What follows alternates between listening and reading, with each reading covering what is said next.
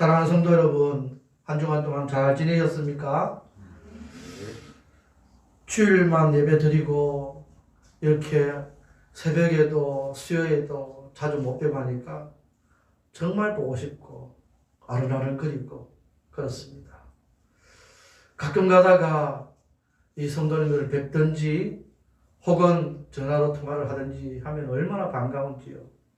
문자라도 주고받으면 얼마나 이 가슴이 참 뜨거워지고, 이 문자가 연결도 안 되고 전화도 연결이 안 되면 참 답답하기 짝이 없습니다. 여러분은 지금까지 살아오면서 몇 번이나 이사를 해보셨습니까? 어려서부터 계산해보면 아마 복잡해질 테고, 여러분이 성장하고 혹시 결혼해서 이사를 몇 번 했나 한번 생각해 보신 적 있으십니까? 어느 집사님에게 제가 여쭤봤더니 결혼한 지 10년이 조금 넘었는데 이사를 8번 했답니다. 그러면 1년에 거의 한 번 꼴 정도는, 뭐 1년 반이나 그렇게 한 번 꼴 정도 자주 했다는 거죠. 10년 동안에. 저도 결혼한 지 지금 30년이 이제 넘었습니다.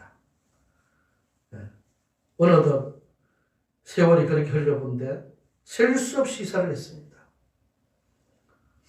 주민등록번 혹은 초본을 떼보면요, 이 과거의 이력까지 이 우리 주민자치센터의 직원에게 좀 떼주세요 하면 놀랍니다. 아니 뭐가 이렇게 많습니까 하면서 석 장, 넉 장을 뽑아가지고 호치키스로 찝어주면서 이사를 이렇게 많이 다녔습니까? 정확히 세어보진 않았지만 엄청난 숫자. 그 가운데도 보면 재밌는 게 있습니다. 한 집안에서 주소지가 똑같은데 그 안에서 한 7번 했더라고요. 이해가 되십니까? 갔다가 쌌다가 왔다가 갔다가 뭐 이렇게 한 적이 한두 번이 아닙니다. 오죽했으면은 표지도 안 납니다. 안 나는데 외국에서도 3번, 2번, 3번이군요. 3번이나 이상을 했습니다. 외국에서. 남한국에 살 때도. 가자마자 그 다음에 또 한 군데서 그 다음에 이제 아내와 아이들 먼저 보내고 저 혼자 이제 남아있는데 큰 집에 못 사니까 조그마한 집을 쉐어를 해가지고 산다고 이사를 했습니다. 참 우리나라에서 이사를 하는 것도 힘이 드는데 외국에서 이사를 해보니까 얼마나 힘이 드는지 말로 할 수 없습니다. 이사를 하려고 하면 어떤 절차가 여러분 필요한지 아십니까? 먼저는 갈 집을 정해야 되겠죠. 이사 갈 집을 정하지 않고 이사를 준비하는 사람은 없습니다. 그리고 그 장소를 정할 때 무엇을 보고 하십니까? 그 장소를 정할 때 아이들이 있는 집에서는요, 학군을 가장 먼저 생각하죠. 학군. 그리고 그렇지 않은 사람들은요, 지리적인 조건 중에서 환경, 그러니까 자동차, 역세권, 지하철 뭐 이런 것들 보면서, 그리고 조금 잘 사는 쪽에 좀 포함되고 싶어서 서울에 가면 어디부터 찾아갑니까? 다 아시죠? 강남부터 찾지 않습니까? 그리고 나서 그 가운데서도 또 내가 무시할 수 없는 것이 경제적인 형편을 고려한다는 거예요. 과연 내가 이것을 감당할 수 있을까? 빚을 내다 할지라도 어느 정도 내가 감당할 수 있을까? 이제 여러 가지 모든 걸 통해서 부동산 안에서 계약을 하고 나면, 이사갈 집을 정하고 나면 그 다음 해야 하는 거는요, 팔아야죠. 살던 집을 팔든지 또 세를 놓든지 그렇게 또 해야 되죠. 그 전에는 하지 못합니다. 이사 갈 집도 정해지지 않았는데 먼저 팔겠다고 하고 하면 나중에는 좀 문제가 또 생길 수도 있고 하니까. 이런 경우가 있습니다. 이사 갈 집이 잘못돼가지고 이미 간다고 해놔놓고, 그래서 어떻게 합니까? 이삿짐은 어디다가 벌어놓습니까? 짐 하물칸에다가 창고 같은 데 불안해놓고 몸은요 친척집을 전전하면서 이사갈 집을 찾든지 그 집이 좀 해결되든지 기다리는 그런 상황이 될 수도 있습니다. 요즘에는 참 세상이 좋아졌습니다. 짐을 바리바리 싸지 않아도 됩니다. 저는 이 포장 이사를 딱 한 번 해봤는가 기억이 잘 나지 않습니다. 했는지 안 했는지 반포장 이사인지 거의 다 저희들이 다 삽니다. 이거는 버릴 거, 이거는 갖고 갈 거. 몇 날 며칠을 몸이 막 끙끙 앓을 정도로 그죠? 그러다가 보면은 뭐 버리지 않아야 될 것을 어떨 때는 막 버리는데 같이 들어가는 것도 있고 너무 피곤하니까 밤늦게까지 준비하고 임박해 와서 또한 버려야 될 것은 안 버리고 꽁꽁 같이 막 딸려오는 경우도 있고. 근데 요즘 어떻습니까? 포장 이사하니까 그냥 이사 날 때까지 편안히 있다가 이사하는 이 날짜가 되면은 이제 인부들이 오든지 센터에서 오면은 어떤 거 해주세요. 어떤 사람들은 사진을 찍고 뭐 똑같이 배열한다고. 다음에 이사 갈 집에 가서도 똑같이 원래 했던 대로 그대로 배열해 놓으니까 이사를 왔는 건지 뭔지 잘 모를 정도로 요즘은 그렇게 되어 있어요. 편안합니다. 그래서 특별히 이 아파트, 좋은 아파트에 살다가 이사 가는 사람들을 보면요. 안 버려도 되는 물건. 완전 새 건데, 우리가 볼 때는. 일반 사람 볼 때는. 근데 이제 새 집에 가니까 더 좋은 아파트를 가든지 하면 옛날에 이 아파트에 쓰던 물건 끝기 가서 안 맞을 수도 있고 사이즈에 여러 가지 형평상 다 버리고 간답니다. 어떤 사람들은 그거 주우러 다닌다고. 정신이 없는 사람들도 있습니다. 어떤 분은 하도 많이 이사를 하다 보니까 이제는 좀 이사가 지겹다. 이사하기 싫다. 이런 날이 좀 안 오면 좋겠다 하는 사람들이 있는데 어떤 분은요. 워낙 이사를 많이 하다 보니까 이력이 나가지고 문제가 없다는 분도 있습니다. 이사를 하든 말든 상관없다. 어떤 분이 남편이 전혀 이사에 대해서 신경 쓰지 않도록 하기 위해서 아내가 이사에 대해서는 언급도 하지 않고 있는데 어느 날 뜻밖의 남편이 퇴근했는데 집에 가니까 다른 사람이 있더랍니다. 그래서 부랴부랴 전화를 했더니 오늘 이사인데 주소를 그때서야 가르치면서 이쪽으로 오라고. 그래. 있을 수 있겠습니까? 이 얘기를 제가 듣는 순간에 저희 아들 생각이 났습니다. 한참 이제 군대에서 일하고 있는데 얘가 이제 그 휴가가 돼서 아버지 집으로 가야 되는데 어디로 갈까요? 왜? 그러니까 이사 갔다면서요.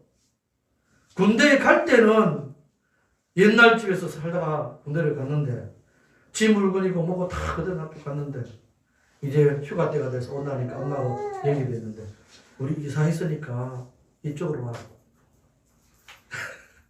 잘 찾아올 수 있겠나? 군인 아저씨가 뭘 못 찾겠습니까? 지도 하나만 줘도 다 찾아오고 잘 찾아오라고.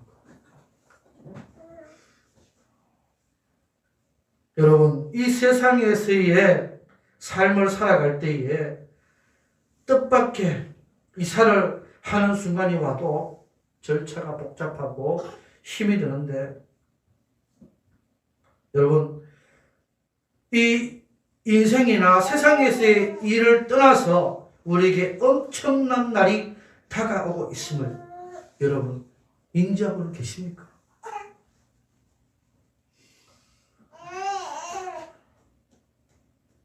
여러분 뜻밖의 그날이 다가오고 있는데 아무런 대책이 없이 살아가고 있지는 않습니까?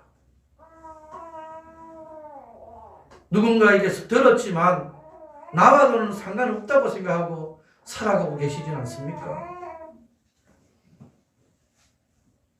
세상에서 이사 날짜를 정해놓고도 결혼식 날짜를 정해놓고도 이렇게 복잡하고 준비해야 될 것이 많은데 우리에게 다가올 그날, 뜻밖의 그날 다가오고 있는데 여러분 어떻게 준비하고 계십니까? 그러면 그 날이 어떤 날인가 한번 먼저 생각해 보기를 원합니다. 첫 번째, 대재앙의 그날이 다가오고 있습니다. 뜻밖의 그날은 대재앙의 그날입니다. 오래전 일어난 IT 지진 재앙을 여러분 보신 적 있으십니까? 아이들이 울부짖으며 그렇게 고통스러워하는 모습들.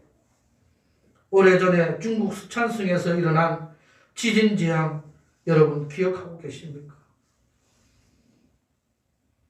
10수년 전에 삼풍백화점 무너졌던 것을 기억하고 계십니까?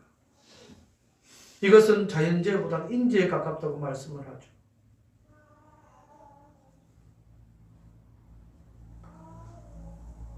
여러분, 이 세상에서 겪는 그 고통이 그것으로 끝나는 것이 아니라 내 생명을 앗아갈 수 있는 그 날이라면 그것은 어쩌면 재앙일 수 있습니다. 생각만 해도 끔찍한 일들이 일어나고 있지 않습니까? 고층 아파트에서 갑자기 불이 나고 멀쩡하던 집이 갑자기 무너지고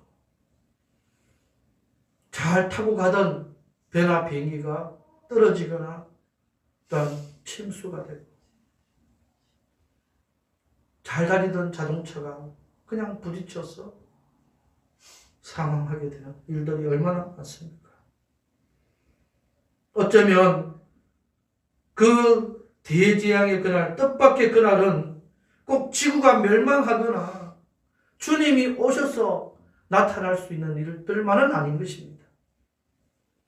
그 전에 이 대재앙의 그날이 점점 다가오고 있음을 여러분 기억하시기를 원합니다. 마태복음 24장 7절 8절 말씀에 이렇게 말씀하고 있습니다. 민족이 민족을, 나라가 나라를 대적하여 일어나겠고 곳곳에 기근과 지진이 있으리니 이 모든 것은 재난의 시작이니라. 재난의 시작이라고 했습니다.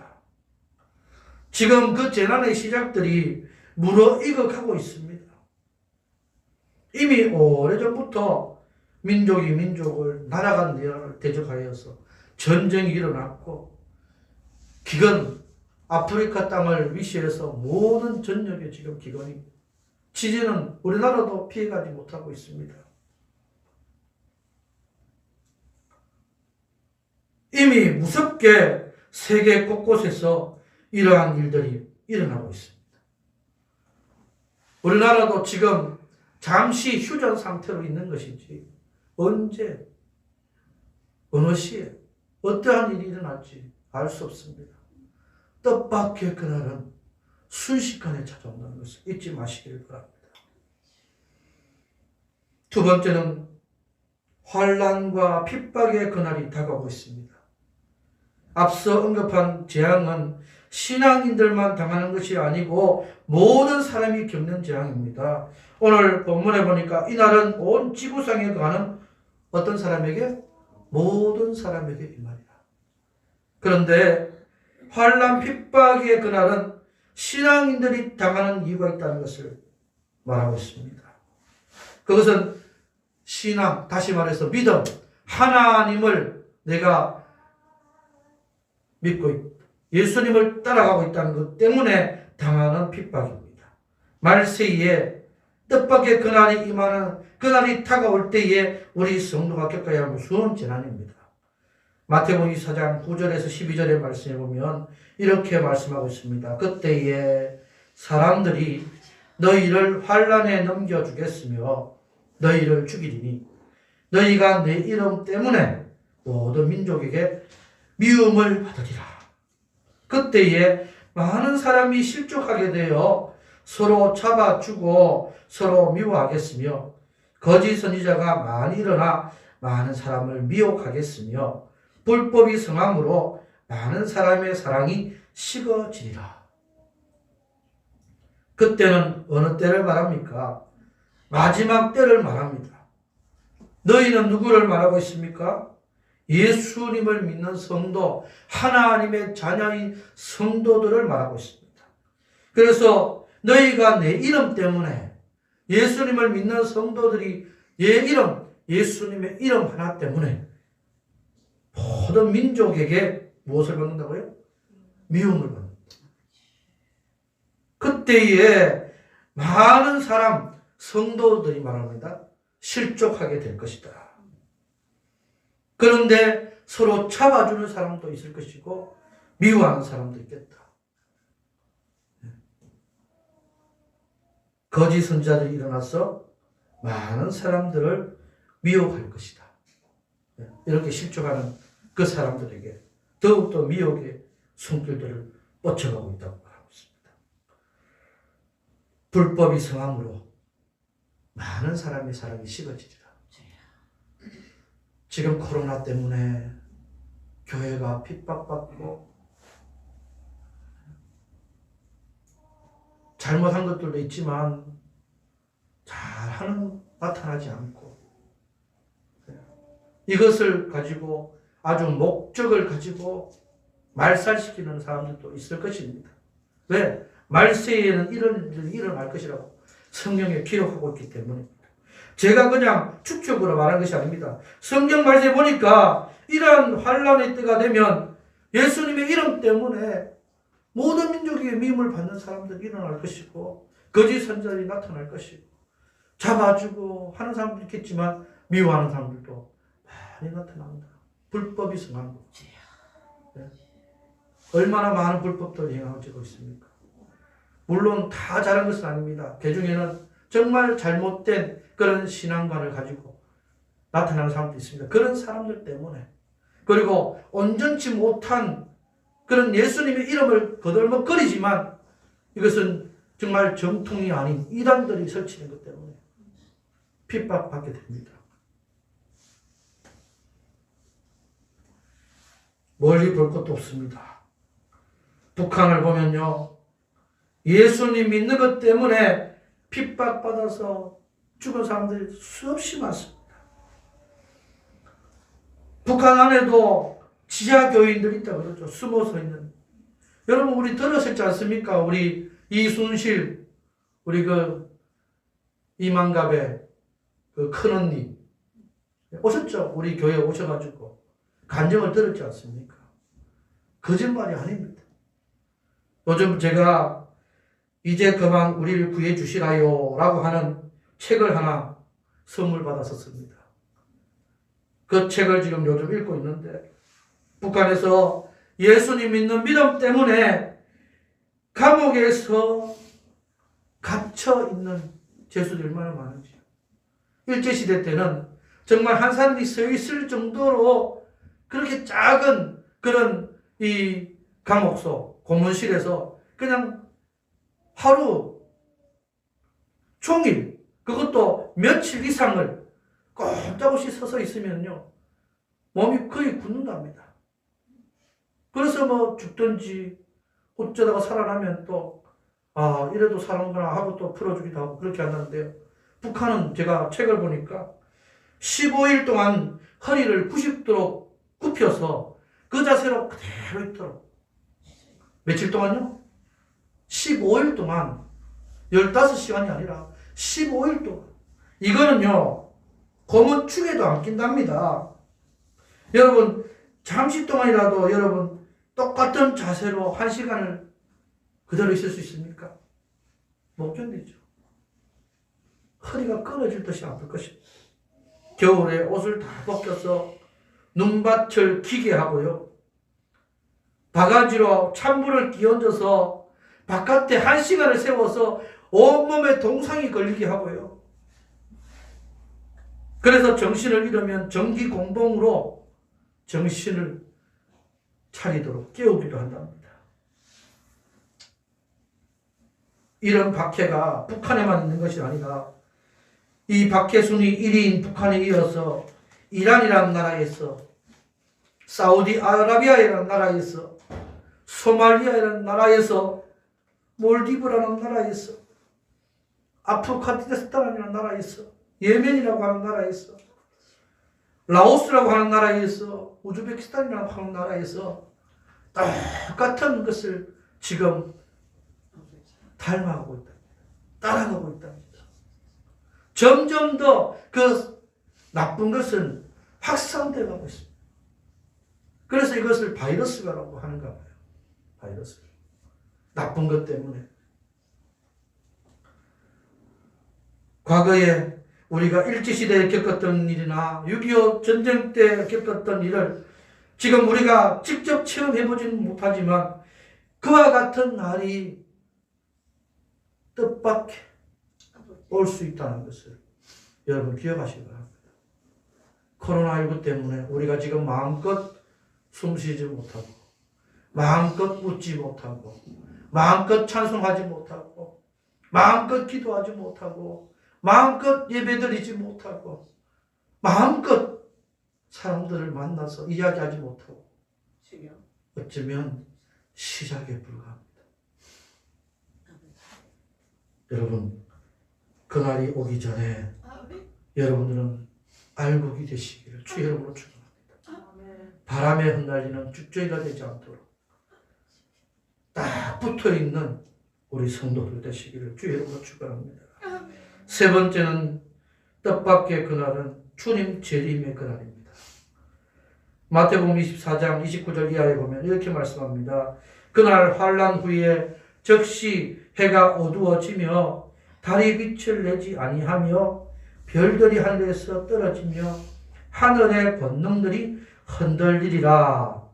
그때에 인자의 징조가 하늘에서 보이겠고 그때에 땅의 모든 족속들이 통곡하며 그들이 인자가 구름을 타고 능력과 큰 영광으로 오는 것을 보리라. 그가 큰 나팔 소리와 함께 천사들을 보내리니 그들이 그의 택하신 자들을 하늘 이 끝에서 저 끝까지 사방에서 모으리라. 할렐루야. 아멘. 사방에서 누구를 모은다고요? 택하신 자들. 네. 여러분은 택하신 자들이 되시기를 주 여러분 축원합니다. 주님 재림에 대한 이 약속은 성경에 너무도 명백한 진리입니다. 믿으십니까? 그 옛날 다미 선교회에 장 목사님이라는 분이 계셨는데 지금 그분이 회개하고 정상적인 신학교를 다시 거쳐서 제대로 된 목사가 되었습니다. 얼마 전에 방영도 된 적이 있는데 주님 오시는 날짜가 그때 92년인가 뭐 그렇게 해갖고 난리가 났었습니다. 밤 12시가 돼서 온다고 난리가 나고 뉴스에 나오고 난리가 났었습니다. 그런 혼란을 일으킨 후에 이 재림에 대한 설교가 강단에서 많이 줄었습니다. 이 설교를 줄이거나 안 한다고 해서 주님 재림이 없어지는 거나 또한 미루어지는 것이 아닙니다. 오히려 가면 갈수록 날이 더 오래면 오래일수록 이 세상은 악해져 가기 때문에 이런 뜻밖의 주님 재림의 그날은 점점 다가오고 있음을 여러분 분명히 아시길 바랍니다. 어쩌면 예수님을 믿지 않는 불신자들 가운데서도 이 세상은 뭐라고 합니까? 말세다 말세요. 네? 말세다 말세요 하는 사람들을 제가 물어보면서 혹시 예수 믿으십니까? 그러니까 내가 그딴 거를 왜 믿어? 그러면서 아이고 그래요. 그래도 이 세상 참 이제는 끝장날 때가 끝났어. 그러면서 어르신 예수 믿고 천국 가셔야 되지 않겠습니까? 뭐 천국 있는지 없는지 내가 할 게 뭐야? 그러면서 그냥 핀잔을 주고 합니다. 예수님 믿는 것 때문에 그렇게 욕먹을 수 있고 비난받을 수 있고 핍박받을 수 있다는 것 우리가 꼭 기억해야 될 줄로 믿습니다. 저는 어떤 목사님이 성도의 이 장례를 준비하고 장례식을 이렇게 집행을 하면서 참 좋은 말씀을 하는 것을 들은 적이 있습니다. 천국 환송 예배라고 많이 이제 우리가 알고 있지 않습니까? 천국 환송 예배. 천국으로 이제 우리가 이 땅에서 보내드린다 하는 그런 의미로 천국 환송 예배 나오는데 그것보다는 어떤 목사님께서 천국 입성 예배라고. 천국 입성 예배. 그것은 하나님의 이제 그 편에서 우리가 생각할 때에 이 성도를 하나님께서 받아들이신다. 우리가 보낸 것보다 하나님께서 받아들이신 그런 의미로 천국 입성 예배라고 이렇게 크게 해놔놓고는 이제 말씀을 하는 도중에 이 성도는 지금 이 세상에서의 모습은 죽은 것이지만 다시 하나님의 품 안에서는 깨어납니다. 깨어나서 이제는 그곳에서 영원히 삽니다. 그러면서 하시는 말씀이 이분은 지금 천국으로 주선을 이전했습니다. 네. 다시 말하면 이사를 갔다는 의미입니다. 네. 여러분 이 땅에서 아무리 좋은 무슨 타워, 무슨 맨션, 무슨 뭐 빌라 그렇게 좋은 그런 집에서 살다가도 이 주소를 하나님의 나라 천국으로 옮겨버리면 이 땅에서는 피할 바가 못 됩니다. 이분은 얼마나 지금 행복한지 모릅니다. 그러면서 유가족들을 위로하고 우리에게 큰 소망 심겨주는 것을 보았습니다. 저는 얼마나 그 말씀이 은혜가 되든지요. 그렇다고 우리는 잠깐 이 땅에 살다가 우리의 주소지를 지금 이전한 것이다. 수없이 많은 우리 주소에 이전에 이 서류들이 있지만 이것에 비할 바가 못 되는 천국의 주소지 이전. 얼마나 감사하고 고마운 일인지. 사랑하는 성도 여러분, 오늘 저와 여러분에게 하나님께서 천국으로 입성할 수 있도록 우리의 삶 속에서 힘들고 어렵지만 지킬 수 있도록 인도해 주는 역사가 있음을 기억하시기 바랍니다.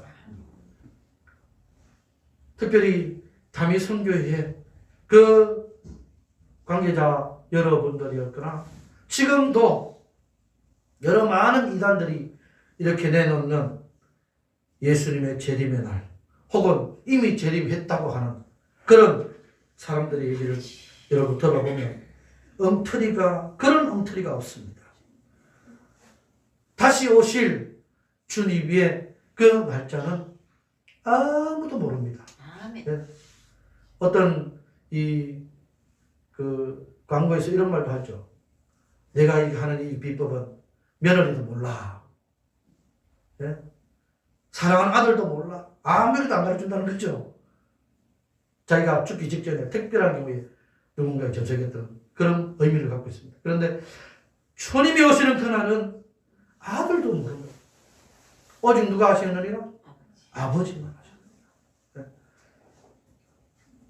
이 땅에서도 아주 잘 훔치는 강도나 도둑 같은 사람들이 내가 지금 몇 날 몇 시에 당신 집을 내가 털로 가겠다고 혹은 은행을 내가 털로 가겠다고 그렇게 만약에 얘기하고 가면은 은행을 지키는 사람들, 집을 지키는 사람들이 그 오는 날짜를 얼마나 잘 가겠습니까? 준비를 철저히 하겠습니까? 그런데 그렇게 말하고 그 도둑이 강도가 그 시기에 오겠습니까? 그 오면은 바보죠. 잡힐 것을 분명히 알면서 오는. 세상의 사람들도 이렇게 영악합니다. 꼭 보면 오겠다는 날짜를 꼭 비켜서 좀 일찍 오거나 아니면 조금 더 늦춰서 좀 해이해질 때 그렇게 오거나. 그런데 이 땅에서도 주님이 재림할 날짜를 누군가가 알고 있다. 이미 왔다. 거기에 넘어가는 사람들이 많다는 것입니다. 미혹되게 하는 사람들이 많다는 겁니다. 사랑하는 성도 여러분, 그런 것에 미혹되지 않는 하나님의 영이 성령의 은혜가 충만하기를 주의 이름으로 축원합니다.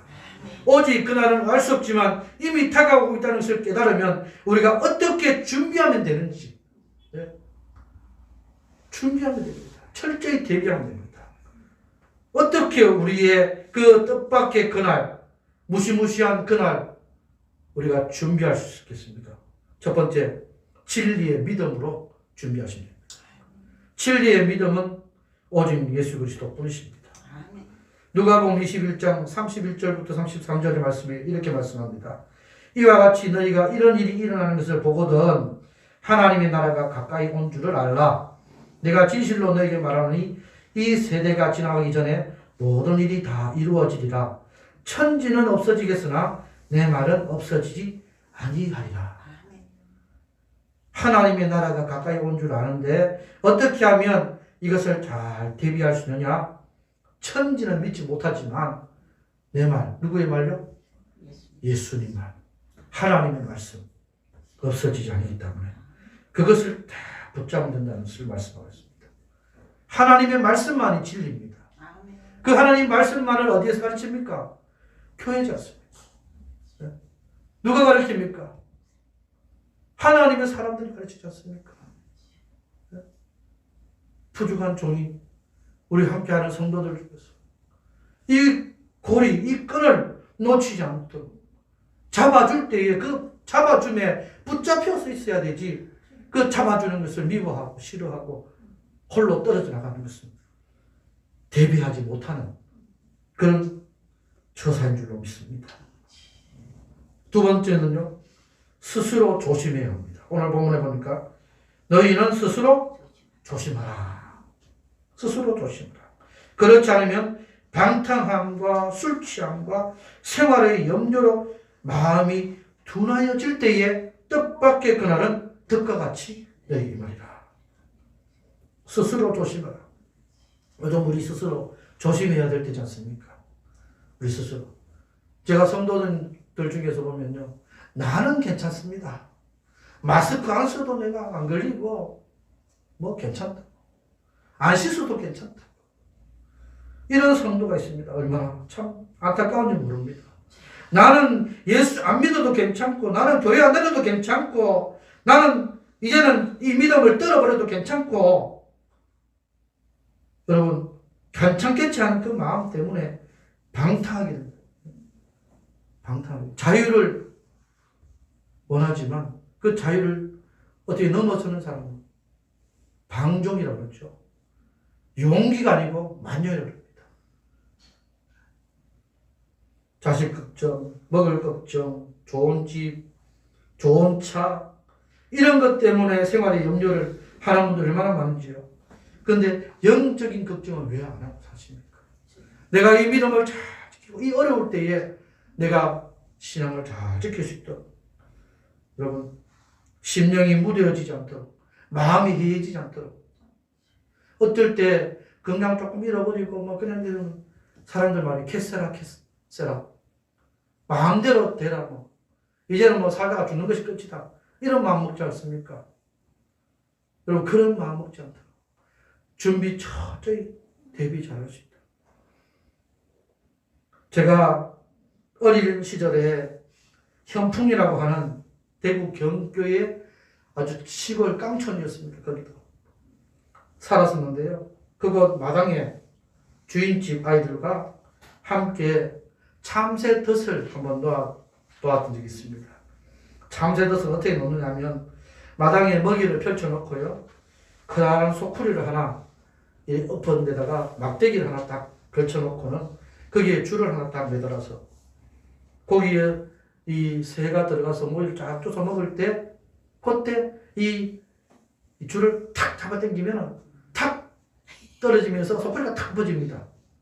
그런데 이 새라는 놈이요, 얼마나 영악한지, 누가 새, 죄송합니다, 대가리를 했는지, 누가 딱 대가리를 했는지 모르겠지만 얼마나 잘 피해 다니는지 모릅니다. 먹다가도 이렇게 딱 땡기든지 땡기려 하면 벌써 도망갈 필요가 없습니다. 그래서 이 소쿠리만 계속 엎어지고 못 잡고 성질 나고 이렇게 되면 어른들이 그런 우리들을 보면서 야, 이놈들아, 참새가 너희들을 잡겠다, 이런 말씀을 하신 적이 있습니다. 여러분, 덫이라는 것이 얼마나 무서운지 모릅니다. 이단들이 우리를 유혹합니다. 덫을 놓는 거죠. 네. 언제 주님 다시 오신다. 정말 참 복음을 들어보지 않겠느냐. 참 예수를 믿지 않겠느냐. 좋은 자료를 줄 테니 성경 공부하러 가자. 며칠 전에 이 신천지 이름도 제가 밝힐 수는 있지만 그 사람을 좀 저걸 위해서 제가 참습니다만 요만한 편지가 왔습니다. 안에 보니까 자기의 명함, 주소, 전화번호, 그리고 목사님 어떻게 하다 보니까 목사님의 그 주소를 받아서 성도들을 알아서 그렇게 보냅니다. 그렇게 진짜 복음을 좀 들어보지 않겠냐, 신천지. 이 자료가 한 2페이지, 3페이지 되는 거 딱 해갖고 아주 막 이 좋은 그런 재질로 막 해갖고 왔어요. 순간 보는데 막 전화 걸어가면 한번 따질까 막 그런 마음 들다가 전화하면 괜히 또 전화 내 핸드폰 그거나 또 저장되겠다 싶어가지고 참고 그냥 파쇄지에 넣어서 버렸는데요. 그걸 보는 순간에 얼마나 많은 이 신앙이 투철하지 못한 사람들은 참 넘어갈 수 있을까. 참 교묘하게. 네? 참 교묘하게. 덫이라는 것이 얼마나 무서운지 모릅니다. 여러분, 신천지, 하나님의 교회, 뭐 안식일, 뭐 등등 많은 좋은 것들 다 포섭하는 것들이 있습니다. 절대 넘어가지 마십시오. 오직 하나님의 말씀만이 제대로 전해지는 곳에. 여러분, 우리 교회에서 함께 신앙생활 하다가 여러 가지 사정에 의해서 여러분 떠나실 수도 있습니다. 다른 도시로 가고 뭐 어떤 상황이 되고. 그래서 제발 부탁드리는 것은 다른 곳 기웃거리지 마십시오. 다른 곳. 그렇다고 나는 안 나가 가난한 성도도 되지 마십시오. 네? 뭉쳐야 됩니다. 조금 이따가도 말씀드리겠지만 우리가 왜 이 뜻밖의 그날이 올 때에 우리가 준비하고 넘어가지 않으면 잘 지킬 수 있느냐. 여러분, 다시 하나님의 말씀을 붙들고 덫에 걸리지 않도록 최선을 다할 때는 하나님의 사람들과 함께 이렇게 뭉쳐져야 한다는 사실을 말씀하고 있습니다. 마지막 세 번째입니다. 더욱 모이를 힘쓰며 깨어 있어야 합니다. 36절 말씀해 보니까요. 이러므로 너희는 장차 올 이 모든 일을 능히 피하고 인자앞에 서도록 항상 기도하며 깨어 있으라 하십니다. 더욱 깨어 있어. 모이기를 힘쓰고. 현대시대는 정신없이 바쁜 시대인 줄 믿습니다. 알고 있습니다. 사람들은 바쁘게 사는 게 복이라고 생각할 수 있습니다. 일면만 보면 맞는 말이기도 합니다. 그러나 깊이 생각해 보십시오. 주의 말씀을, 진리의 말씀을 생각하지 못할 정도로 뜻밖의 그날, 환난의 그날, 예수님 이름 때문에 고통받는 그것을 생각하지 못할 정도로 덫에 걸려서 내가 언제 어떻게 될지 모르는 그런 상황에 놓일 그 상황을 인지하지 못할 정도로 바쁘면 그것은 오히려 좋지 못한 결과를 낳습니다. 정신 차려야 될 때입니다. 내가 주의 일에 더 신경 쓸 수 있도록 교회에 나올 시간이 없고 지금 교회에 나올 수 있는 상황이 아니지만 내가 그래도 주의 말씀으로 한 자라도 더 서로 교제 나누면서 한 번이라도 더 힘들고 어렵지만 끈끈한 정을 나눌 수 있는 그런 거. 돈을 벌면 우리가 얼마나 많이 벌겠습니까? 지금은 어쩌다 보니 새벽 기도도 지금 못 살 상황이 되었고 수요 기도에도 지금 눈치 보느라고 오지도 못할 상황이 되었고 어쩌면 히브리서 10장 25절처럼 모이기를 피하는 어떤 사람들의 습관과 같이 하지 말고 오직 그나여 그날이 가까움을 볼수록 더욱 그리하자. 어떻게? 더욱 철저히 우리가 모이도록. 그래서 여러분 우리 뭐 여기에 막 모여서 뭐 하자. 그러면 지금 시대적으로 지금 많이 분란을 일으키죠. 그것 때문에 한 교회는 폐쇄가 됐다가 해제가 됐다가 뭐 그렇지 않습니까? 뉴스에 올랐다가 내렸다가. 굳이 그렇게 안 그래도 이 미움을 받고 저기 하는데 그렇게 할 것 없이 지금 우리가 이 세상 사람들도 얼마나 지혜롭게 합니까? 우선 우리 이 경연 오디션 테스트에서 보면 사람들을 모아놓고 다 그렇게 하는 재미가 있는데 그렇지 못할 때 어떻게 합니까? 언택트라고. 여러분 들어보셨죠? 사람들을 화상으로 다 모아가지고 한 곳에다 다 이 화면으로 다 이렇게 나눠서 몇백 명을 한 3, 400명을 모아서 그렇게 이 화상으로 심사를 합니다. 재미를 주고 그렇게 합니다. 어쩌면 바른 방법입니다. 제가 우리 총회장 목사님, 소강성 목사님 교회에 예배드리는 그 부습을 본 적이 있는데 강단이 얼마나 큰지요. 큰 화면에 뒤에 이 성도들 쫙 나눠가지고 쫙 있습니다. 말도 많았던 사랑제일교회도 또 그렇게 예배를 드리더라고요. 만들어가지고. 바른 방법. 우리는 지금 그렇게 할 수 없죠. 그러나 지금 어떻게든 할 수 있는 방법을 찾아야 되는 것이 오늘도 말씀드린 목장입니다. 목장. 비대면 목장입니다. 그 안에서 우리 목원들끼리 화상을 만들 수 있는 분들이 만들면 또 따라오면 되고요. 우리 조장들을 리더를 세워놨으니까. 안 되면은 요즘 단톡방들이 많아서 여기저기 많이 있기 때문에 좀 거슬리는 경우 있는데 우리는 일주일에 한 번만 나는 어디까지 썼습니다. 나는 어디까지 읽었습니다. 이런 도중에 어떤 말씀이 탁 와닿았습니다. 그래서 토요일이든 주일이든 편한 날 정해가지고 한번 쫙 올리고 어떻게 한 주간 동안 지냈습니다. 이게 교제고 이게 모임이고 이게 예수님을 잃어버리지 않는 거고 이게 믿음을 지키는 그날이 뜻밖의 그날이 오기 전에 대비하는 모습인 줄 믿습니다.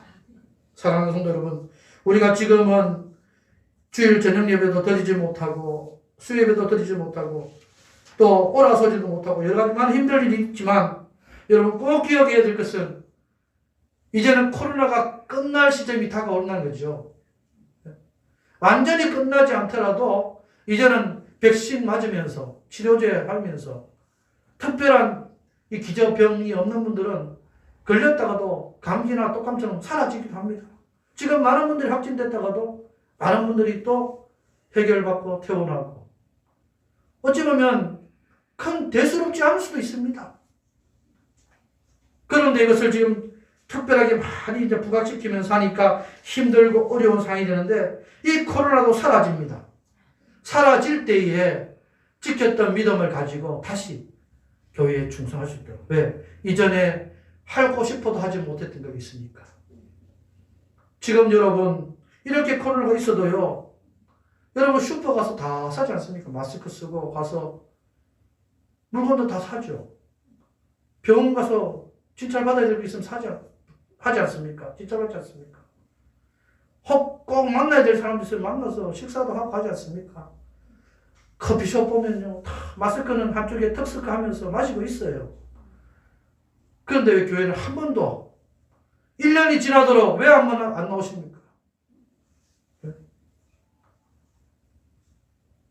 혹 영상으로 예배드리시는 분들 있더라도 한 번쯤은요.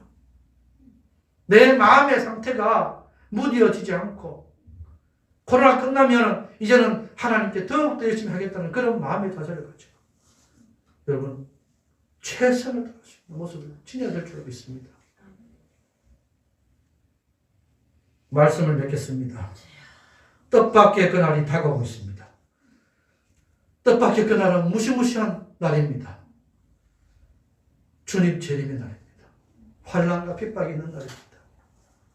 어쩌면 그날은 이 전체적인 모든 사람에게 임하는 그날이지만 내에게만 먼저 닥칠 수도 있는 그날이 올 수도 있습니다. 여러분 그날 오기 전에 준비하십시오. 믿음을 든든히 지키십시오. 진리의 말씀을 내 가슴 속에 품으십시오. 많은 사람들에게 내가 사랑을 전해주고 사랑을 받을 수 있는 그런 성도가 되시기 바랍니다. 환난과 핍박이 몰려온다 할지라도 스스로 순결하게 지킬 수 있는 자신을 지탱할 수 있는 우리 성도들 되시기를 주의 이름으로 축원합니다. 그래야만 이런 어려운 날이 올 때에 완전히 무너지지 않습니다. IT 지진이 일어났어도 서찬성에 지진이 일어났어도 여러 많은 어려움들이 있었어도 그 가운데서도 이겨낼 수 있는 사람들이 있었듯이 오늘 이런 영적인 뜻밖의 그날이 찾아온다 할지라도 우리가 믿음을 지키고 진리하며 하나님의 말씀을 붙들고 성도들의 모임 속에서 교회 안에서 하나님을 사랑하는 마음을 지키면 하나님도 우리를 끝까지 사방에서 거룩한 자들, 택하신 자들을 불러 모아주시는 줄로 믿으시는 성도님들 되시기를 주의 이름으로 축원합니다. 기도하겠습니다. 하나님 아버지, 뜻밖의 그날이 다가오고 있습니다. 그날이 오기 전에